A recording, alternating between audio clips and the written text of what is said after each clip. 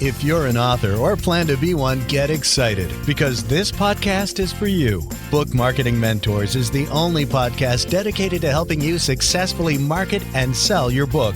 If you're ready for empowering conversations with successful marketing mavens, then grab a coffee or tea and listen in to your host, international best-selling author Susan Friedman. Welcome to Book Marketing Mentors, the weekly podcast where you learn proven strategies, tools, ideas, and tips from the masters. Every week, I introduce you to a marketing master who will share their expertise to help you market and sell more books. Today, my special guest is Anne Therese Gennari. Anne Therese is a strong supporter of climate optimism and the author of the Climate Optimist Handbook, How to Shift the Narrative on Climate Change. She's passionate about empowering others and promoting a proactive approach to climate change. She believes in the transformative power of climate optimism beyond global impact. Her primary focus is on shifting the narrative on climate change to act from courage and excitement rather than fear. She's taught workshops and lectured on climate optimism and mental health at various schools, including City College of New York, Columbia University, and the Harvard T.H. Chan School of Public Health. She's also worked collaboratively with companies like BMW and Tetra Pak on a collection of projects and has hosted motivational workshops for many more.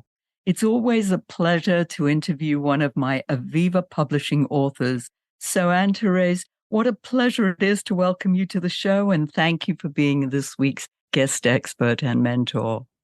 Susan, I'm so honored to be here. I've really used your show for so much, this journey in general, and I've gained so much from it. So it's a true pleasure to be here today. Thank you. Well, thank you. So I was talking about your book just before we went on the air. I realized that it's just been a year since you published. So in that year, how do you feel your books helped you move your career to the next level? That's a great question because it's only been a year, which feels such a long year. It came out 2 weeks before my daughter was born. And so that definitely added another layer of stress because I felt like, my book is out in the world. I need to be promoting it. And I know that once you stop promoting, it kind of stops because you're your own best marketer, which I've learned on this podcast. But I also trusted that the book is out there. And it wasn't just about the book. It was also about my greater mission, which I have been building for so long now. And I know that that ball is still out there rolling. And so it actually has opened up some incredible doors that I couldn't quite even envision for myself when I wrote the book. But today, looking back a year from when it was published, I have definitely made back my investment into the book. And it has brought me to some incredible opportunities, stages, and ways of creating bigger impact. And so if anyone is asking themselves, should I write the book? I would say, if you love writing, then there's no reason to hold back. And I'm so grateful that I put myself on the timeline to make sure the book was up before my daughter. That's what I'll say, because there's no way I would be writing it now. That was just tremendous that you kept going. And I know I saw you through that pregnancy and I was like, oh my goodness, I just can't imagine what that was like, having written a book and having a baby at the same time. It was like, oh, it was a lot. It was a lot. So, kudos to you. So talk about some of these opportunities that have opened up now that you have the book and you're a published author and you're perceived as an expert in this whole field of climate optimism. That right there is what I knew deep inside. I was going to be perceived as an expert and it would give me credibility. And it did. I mean, the most amazing story is that a woman was walking in a bookstore in the Berkshires in Western Massachusetts, and my husband's family is from there. So I had been plugging my book to some bookstores around, and they were promoting it as a local author, which was really cool. So this woman walks up and sees the book. She's like, we need to have this person come speak to our students. She reaches out to me and says that she works for the Environmental School of Forestry in Syracuse and asked if I would maybe give them the honor of being their commencement speaker.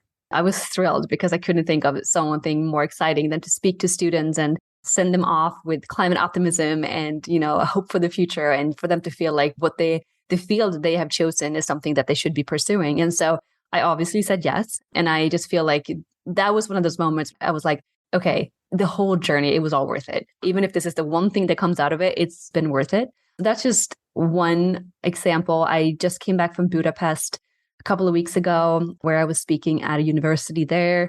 They paid me good money and flew me all the way there to speak to their students. And I know it's because of the book. I know it's because of having that credibility and now being seen as an expert. It just gives me too the trust in myself to really just stand up for what I know deep inside it's right and how much I can actually help people. But yeah, it's been quite incredible how many doors this book has already opened up. I love that. And yes, I mean, one of the things that I often tell authors is that it is a door opener. Don't look necessarily to make money with the book per se, but through speaking, coaching, training, and you're doing all of the above. And I know you already had a business when you wrote the book, but this has taken that business to a whole nother level. Is that correct? Absolutely. Yeah. Yeah. One of the things you and I were talking about earlier was the fact that your topic is more than just a topic. You know, climate optimism, climate change. First of all, it's so topical. But secondly, you see this more as a movement rather than going out and talking on the topic. Is that correct? Yes. And I feel like it's become even more of a movement just in the past year. I have Google alerts set out for climate optimism, which I highly recommend anyone to set out for their own topic because you really stay on top of all the articles and all the news out there. And in the beginning, I got a few articles here and there about climate optimism. And now I get like a list of at least 5 daily because it's becoming this movement that's taking off. And for me, knowing that it is a movement more than just me promoting my book, and I think I learned this in a previous episode on your podcast, Susan, but when you remove the ego from the work, it's so much easier to continue promoting it because it's ultimately not about you. It's not about you selling a certain amount of copies, although of course you all want to sell 1 million copies, but it's more about what is the thing that you can leave behind. How can you impact people? How can you help people? And for me, climate optimism is obviously about making the future better than what we're aiming for right now, but it's also about helping people finding their place in this uncertain world, finding the reasons for trying and for showing up and for participating in the change in their local communities, in their lives, and in doing so, actually lead a better life, because that's what my whole book is about. It's really like a self-help book on climate change, so to speak. Back to your question, thinking of it as a mission and a movement more so than just let's sell books. It is so much more fulfilling. It's so much more fun. And it's easier to find these different pathways to go down. It's not just about selling copies. It's about finding all these different avenues where you can speak, do workshops, coach, lend your hand in other ways, collaborate. And one of the most fun things I've done is collaborating with companies on how they can shift their messaging around climate change and spark hope in their audiences. So yes, I think for any author, thinking of it more as what is the mission, the movement, the impact I'm trying to create. When you think about it that way, it's easier to keep going and it's not as scary because it's not you, it's about the bigger movement and it's ultimately more fun. Yeah, there's so much power in that. The fact that, as you rightly say, it's not about the book. It's not about you. It's about the legacy. It's about what you can give to others and make a difference in the world, which is obviously what you're setting out to do here. You're very fortunate too, because as I said, it's so topical. So people are attracted to the subject matter because of the topic. And especially, I think, a younger audience, because they're our future. The fact that you're doing so much at colleges, universities adds to that. And the fact that globally people are inviting you to talk about the subject. So you're going to be a name, if not already, that people are talking about. And we had her on the show. Yes. Let's put that into the stars. I'll take it.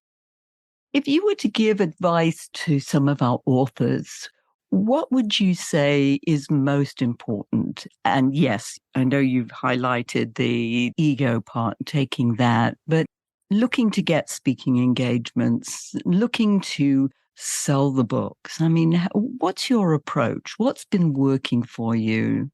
I would say, for one, just stick to your message and consistently show up for something you believe passionately in. I have been pushing climate optimism for years now, and I was writing the book for almost 10 years. So, it's been in the works. And like I mentioned, just this previous year, it's picking up and people are starting to recognize not only do we need to talk about climate change, but we need to shift the narrative so we can feel hopeful and motivated to actually take action. Now I just happen to have this book and I already created all these resources and my word is out there.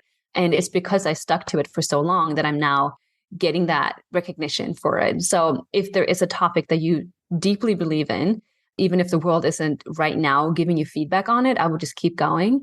I would also say find ways to build on that brings you joy. I was trying to do all the social media apps and I just didn't never like Twitter, and now X is here and I'm like not even gonna care.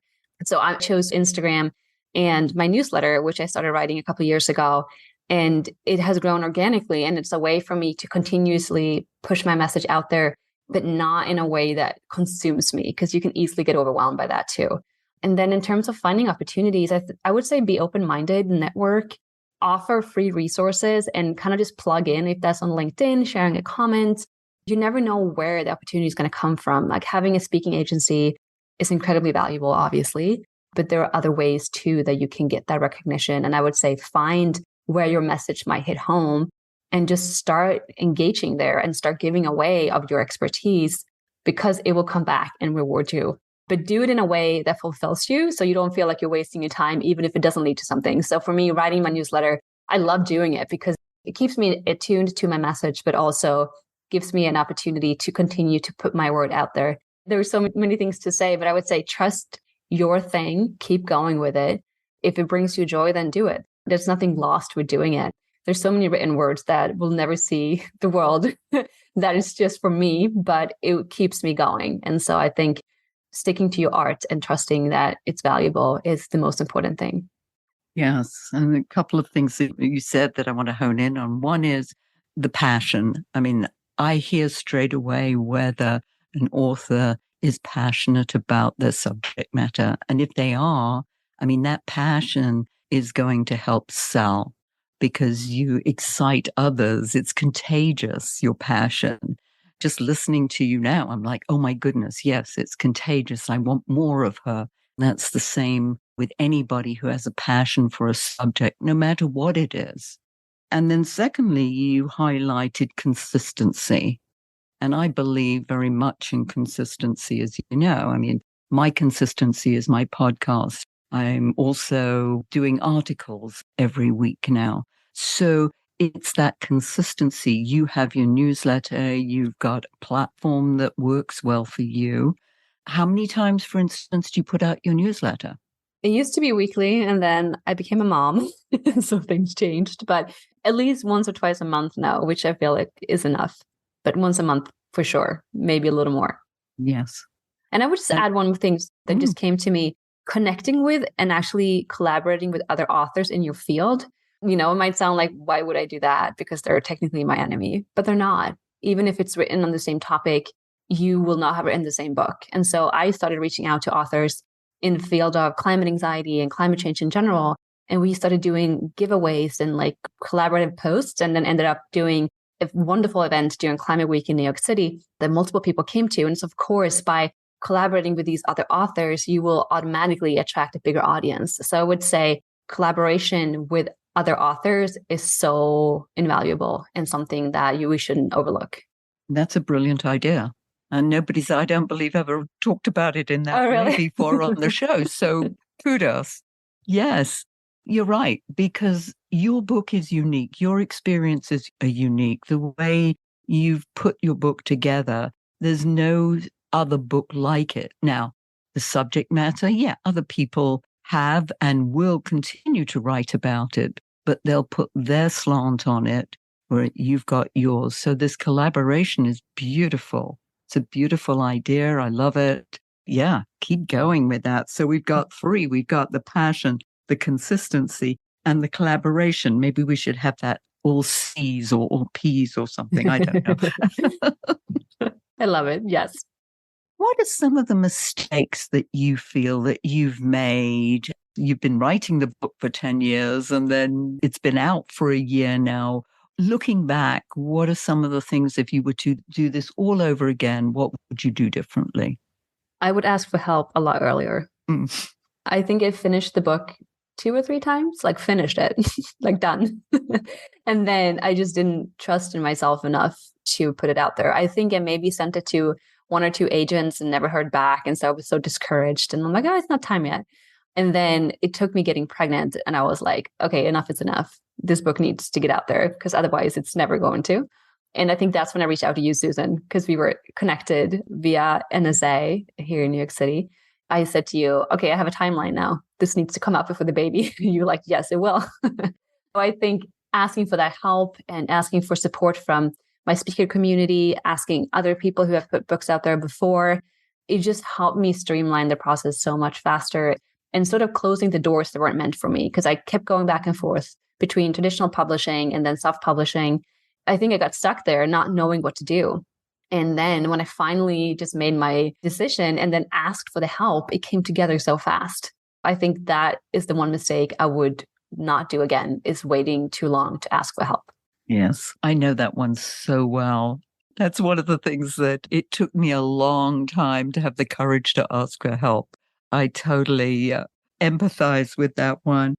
You gave birth to 2 babies within a short period of time, wasn't it? It was like, September, the book was, and then your daughter was born maybe a few weeks later. Is that the book came out late October and she was born November 4th. There you go. And it was funny because I had put it out for pre-order and a lot of people had ordered it signed. So I signed all the copies. They were sitting in beautiful piles in my living room.